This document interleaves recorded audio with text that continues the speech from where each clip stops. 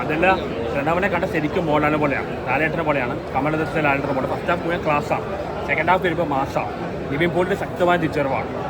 പിന്നെ പ്രണവും ധ്യാനം കണ്ടതിൽ ശരിക്കും മോഹൻലാൽ ശ്രീനിവാസൻ അതേപോലെ ഇരിക്കും. എല്ലാം കൊണ്ടുള്ള പടമാണ്. ഫസ്റ്റ് ഹാഫ് ക്ലാസ്സാണ്, സെക്കൻഡ് ഹാഫ് മാസമാണ്. എല്ലാ യങ്സ്റ്റേഴ്സ് ഉണ്ട്, ആസിഫ് എല്ലാവരും ഉണ്ട്. ഹ്യൂമർ ത്രൂ ഔട്ട് ഉണ്ട്. അജു വർഗീസ് ഹ്യൂമറിൻ്റെ അടിപൊളിയാണ്. ഈ സ്കൂഫൊന്നല്ല, ക്ലൈമാക്സിൽ സുരേഷ് ഗോപി ഉണ്ട്. മുഴുവൻ യങ്സ്റ്റേഴ്സാണ്. എല്ലാം കൊണ്ട് നല്ല മൂവിയാണ്. ഹൃദയത്തെക്കാട്ട് വലിയ ഹിറ്റായി. വിനീത് ശ്രീനിവാസിൻ്റെ ഡയറക്ഷൻ നല്ലതാണ്. വിനീത് ശ്രീനിവാസൻ അഭിനയിച്ചിട്ടുണ്ട്. എല്ലാം കൊണ്ട് നല്ല മൂവിയാണ്. നല്ല കളക്ഷൻ എല്ലാവരും ഉണ്ട്.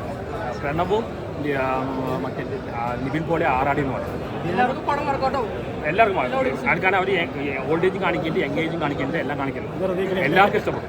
എല്ലാ ഓഡിയൻസും ഇഷ്ടപ്പെടും. ഭയങ്കര ഹിറ്റായി. ഇപ്പോൾ ഹൃദയം പറഞ്ഞ യങ്സ്റ്റേഴ്സിനുള്ളതാണ്. ക്യാമ്പസ് ഫിലിമാണ് ഇത്. എല്ലാ ജനറേഷൻസും എല്ലാവർക്കും എല്ലാ തിയേറ്ററിലും.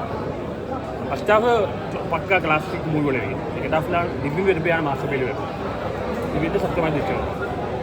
പ്രണവൻ ശരിക്കും മോളവൾ കണ്ടുപിടിക്കുന്ന സീനാണെങ്കിലും അഭിനയിക്കുന്നതല്ല. ശരിക്കും ദേവദൂതൻ നമ്മളെ ആ സ്റ്റൈൽ ആക്ടിങ് ഞാൻ നന്നായി ചെയ്തിട്ടുണ്ട്. ഞാനും പ്രണവൻ കണ്ടതിന് ശരിക്കും ശ്രീനിവാസ മോളാണ്.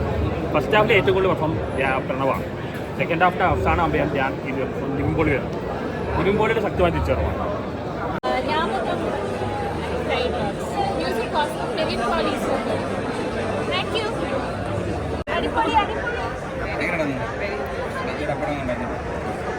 അത് സ്ക്രീനിൽ കണ്ടപ്പോൾ എങ്ങനെ ഉണ്ടായിരുന്നു? കൾച്ചറിയൊക്കെ കണക്ട് ആണോ? ஆமாம், இப்போ 70s அதெல்லாம் கரெக்டாக ரிசர்ச் பண்ணி கரெக்டாக போயிருக்காங்க. ஒரு மலையாள இண்டஸ்ட்ரியிலேருந்து ஒரு டேரக்டர் வந்து தமிழ்நாட்டே ஓடும் അതറിയാം. வந்து ஒரு യൂണിവേഴ്സൽ ഒരു ലൈൻ തന്നെ. മൊത്തത്തിൽ വൈബാണ്, മൊത്തത്തിൽ ഫ്രണ്ട്ഷിപ്പും ഇമോഷനും പിന്നെ എല്ലാം കൊണ്ടും അടിപൊളിയാണ്. നമ്മളെ പഴയ കാലത്തിലും കൊണ്ടും ഇപ്പം എല്ലാം കൊണ്ടും ശരിക്കും മക്കായ പടമാണ്. അത് നിങ്ങൾ കാണുമ്പോൾ മനസ്സിലാവും. ഒന്നും പറയാനില്ല. പ്രണവാണേലും നല്ല അഭിനയത്തിന് പറയണ്ടല്ലോ. സൂപ്പറായിട്ട് ആ പണ്ടത്തെ ആ ദാസും വിജയനും ഒക്കെ ഒന്നുകൂടെ പുനർജനിച്ചോടെ നമുക്ക് തോന്നുന്നുണ്ട്. ഞാൻ സൂപ്പറായിട്ട് അഭിനയിച്ചിട്ടുണ്ട്. ഞാൻ്റെ മക്കളുടെ സിനിമയിൽ നിന്നും വേറിട്ട ഒരു അഭിനയം തന്നെയാണ് ഈ സിനിമ. എല്ലാവരും കാണണം. കുടുംബപ്രേക്ഷകർക്ക് ഏറ്റവും ഇഷ്ടപ്പെടുന്ന ഒരു സിനിമ തന്നെയാണ്. എല്ലാവരും കുടുംബമായിട്ട് വന്ന് ഈ സിനിമ കാണണം. നിവിൻപോളിയുടെ ആ ഒരു ടൈമിംഗ് ആണ് സെക്കൻഡ് ഹാഫ് മൊത്തം കൊണ്ടുവന്നത്. നമ്മൾ മറന്നുപോയ ഒരു പ്രേമത്തിന് ഒരു വടക്കൻ സെൽഫിയിൽ നിവിൻപോളി പുള്ളിക്ക് അതുപോലെയുള്ള കഥകൾ ഒരു വിശ്വാസത്തിന് വേണ്ടി പുള്ളിയുടെ വേറൊരു രൂപം കാണിക്കാൻ വേണ്ടി അതിഗംഭീര മൂവിയാണ്. നൊസ്റ്റാൾജിയാണ്. നമ്മൾ കൂടുതൽ വിനീത് സിനിമകളുടെ കംപ്ലീറ്റ് കോമഡിയല്ല, നല്ല ഫീലിംഗുള്ള നല്ല സിനിമയ്ക്കുള്ളിലെ സിനിമയാണ് പറയുന്നത്. സിനിമയായിട്ട് ബന്ധപ്പെട്ടവരും നമ്മളെ പോലെയുള്ള ഓൺലൈൻ മീഡിയകളെ കുറിച്ചൊക്കെ നന്നായിട്ട് പറയുന്നുണ്ട്. അതിഗംഭീര ഫീൽ ഗുഡ് മൂവിയാണ്. മ്യൂസിക് എടുത്ത് പറയേണ്ടതാണ്. എല്ലാവരും വിനീത് ശ്രീനിവാസനായാലും ഇതിലൊരു റോൾ ചെയ്യുന്നുണ്ട്. പ്രണവിൻ്റെ രണ്ട് രീതിയിലുള്ള ഗെറ്റപ്പ് കാണുന്നുണ്ട്.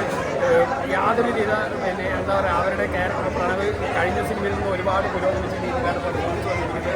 ഫസ്റ്റ് വാച്ച് മൂവിയാണ് വർഷങ്ങൾക്ക് ശേഷം.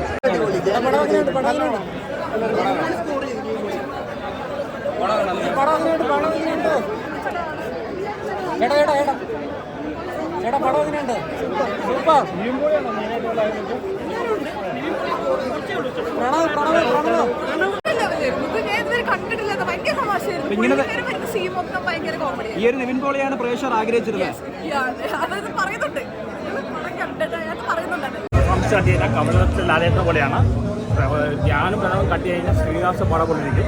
ഫസ്റ്റ് ഹാഫ് ക്ലാസ്സാണ്, സെക്കൻഡ് ഹാഫ് മാസാണ്. മ്യൂസിക് ഉണ്ട്, കോമഡി ഉണ്ട്, എല്ലാം ഉണ്ട്. എല്ലാം കൊണ്ട് തകർന്നു. എല്ലാവരും തകർത്തിട്ട് വലിയ ഹിറ്റായി. നിവിൻപോളിൻ്റെ ശക്തമായ തിരിച്ചറിവാണ്. പ്രണവും നിവിനും ഞാനും എല്ലാം തകർന്നു. 500 കോടി നേടോ സിനിമ? അതൊന്നും എനിക്കറിയില്ല. ഹിറ്റായിരിക്കും. പല ജോണ്ടുണ്ട്. ഇതുണ്ട്, കോമഡി ഉണ്ട്, നല്ല മ്യൂസിക്കൽ എൻറോൾമെൻ്റ് ആണ്. എല്ലാം തകർത്തുണ്ട്. തകർത്തും പടം.